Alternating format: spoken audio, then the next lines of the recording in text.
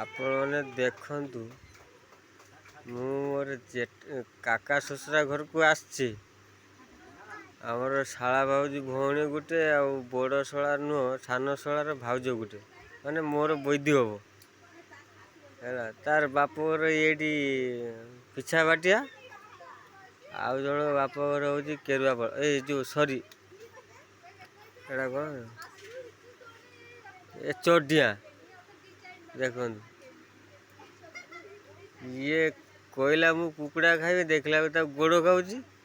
ଇଏ କହିଲା ମୁଁ ଆମ୍ବ ଖଟା ଖାଇବି, ଦେଖିଲା ବେଳକୁ ସେ ମାସି ଖାଡ଼ା ଖାଉଛି।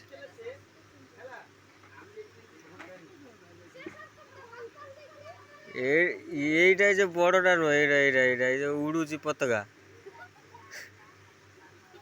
ଏଇଟା ମୋର ବୈଦି ହବ, କିନ୍ତୁ ବୟସରେ ଛୋଟ, ମୁଁ ବଡ଼, କିନ୍ତୁ ମୁଁ ସମ୍ମାନରେ ଭାଉଜ ବୋଲି ଡାକେ ବୈଦି।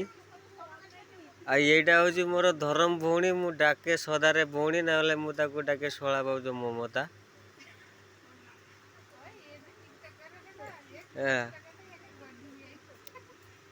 ଏଇଟା ଆଜି ମୁଁ ପୁନେଇ ଖାଇତେ ଆସିଥିଲି, ବୁଝୁଛ ନା।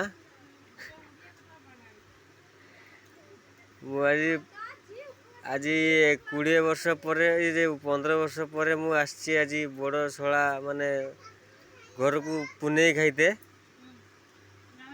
ଆମର ଶାଳା ଭାଉଜ ବୈଦି ଦେଇଛି, ଦେଖ ଡିମ୍ ବାଜି ମାନେ ଅଣ୍ଡା ଖାଇ ଦେଇଛି। ଓ ଆପଣମାନେ ଭଲ କି ଦେଖ ବୈଦି ବା ଦାଦା ମାନେ ଦେଖ, ଇଏ ଗୋଟେ କୋଟିଆ ଶାଳା ଭାଉଜ, ଇଏ ଗୋଟେ ବଡ଼ ଶାଳା ଭାଉଜ। ମୁଟା ଘୁର